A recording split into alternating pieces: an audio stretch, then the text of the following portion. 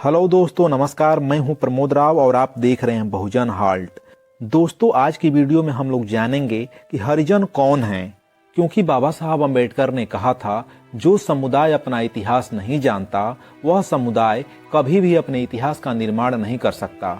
गांधी जैसे घोर जातिवादी व्यक्ति ने इस देश के शेड्यूल कास्ट के लोगों को हरिजन जैसे घिनौने शब्द से संबोधित करने का काम किया, जिसका बाबा साहब अम्बेडकर ने खुल करके विरोध किया। और उन्होंने कहा कि अगर हरिजन शब्द गांधी को इतना पसंद है तो अपने नाम में हरिजन क्यों नहीं जोड़ लेते हैं, वह हमारे नाम में हरिजन जोड़ने की जिद पर क्यों अड़े हैं। तो दोस्तों, आज की वीडियो में मैं हरिजन शब्द का सही इतिहास और सही अर्थ लेकर के आप लोगों के बीच में आया हूँ। वीडियो शुरू करने से पहले अगर आप हमारे YouTube चैनल से नए जुड़े हैं तो चैनल को जरूर सब्सक्राइब कर लीजिएगा, वीडियो को लाइक कर दीजिएगा, क्योंकि इस बहुजन हाल्ट चैनल पर मनुवादियों के षड्यंत्रों की पोल खोली जाती है। तो दोस्तों, चलिए वीडियो को शुरू करते हैं और जानते हैं हरिजन शब्द का सही अर्थ और सही मतलब।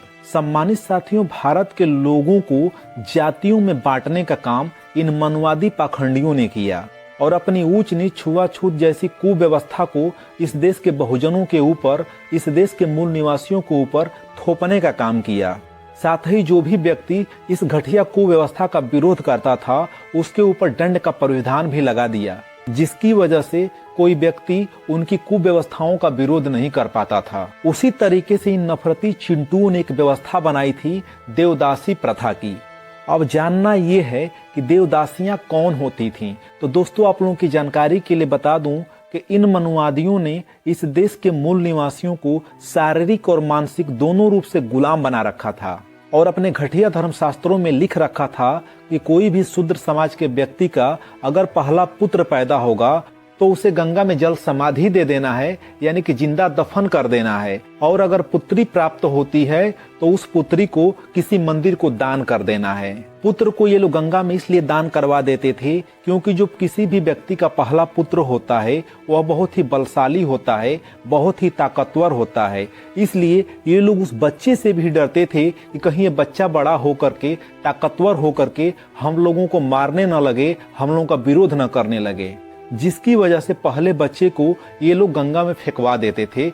साथ ही पुत्रियों को वह मंदिर में दान करवाते थे।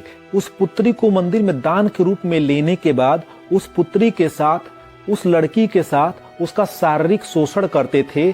और जब वह लड़की इनके घटिया कर्मों से गर्भवती हो जाती थी तो अपने पाप, अपने कुकर्मों को छिपाने के लिए वह उस लड़की की शादी उस मंदिर में रखी हुई मूर्ति से करा देते थे और यह कहते थे कि जिस ईश्वर से हमने इस लड़की की शादी करवाई है उसी ईश्वर से यह गर्भवती हुई है।